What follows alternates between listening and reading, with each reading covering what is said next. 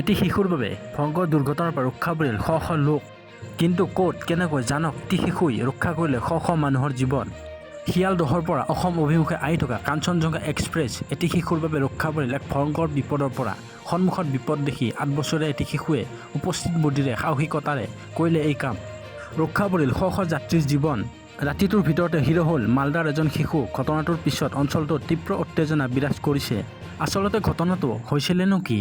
ৰেলপথৰ তলত এটা ডাঙৰ গাঁত খেলি থাকোঁতে এই ঘটনা এজন ষষ্ঠ শ্ৰেণীৰ ছাত্ৰৰ দৃষ্টিগোচৰ হৈছিল।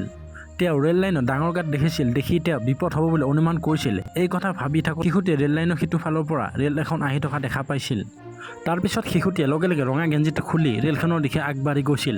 মালদা ভালুক ৰোড ষ্টেচনৰ সমীপত ৰেল লাইনৰ সিটো মূৰৰ পৰা আহি আছিল অসম পশ্চিম বংগ সংযোগী অসম অভিমুখী কাঞ্চনজংঘা এক্সপ্ৰেছ। বৃহৎ গাঁতটোৰ বাবে শ শ লোক বিপদত পৰাৰ খুবেই সম্ভাৱনা আছিল।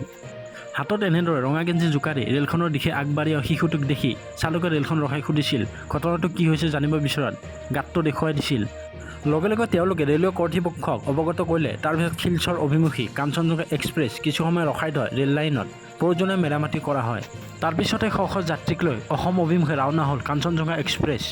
উল্লেখ্য যে ষষ্ঠ শ্ৰেণীৰ ছাত্ৰ মুৰচেলিম মালদাৰ ভালুক ৰোড ষ্টেচনৰ সমীপৰ কৰিয়ালি অঞ্চলৰ বাসিন্দা। শিশুটিৰ সাহসিক কৰ্মৰ বাতৰি এতিয়া সকলো গাঁওবাসীৰ মুখে মুখে।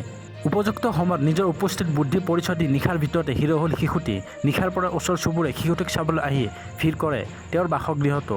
বহুতে কয় যে যদি মুৰচেলিম উপস্থিত বুদ্ধি প্ৰদৰ্শন নকৰিলেহেঁতেন তেন্তে হয়তো এটা ভয়ংকৰ দুৰ্ঘটনা সংঘটিত হ'লহেঁতেন। বহু লোকৰ হয়তো জীৱনলৈ প্ৰাণৰ ভাবুকি আহিলেহেঁতেন।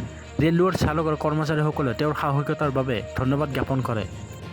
সঁচাই এজন শিশুৰ উপস্থিত বুদ্ধিৰ বাবে শ শ মানুহৰ জীৱন ৰক্ষা পৰিল।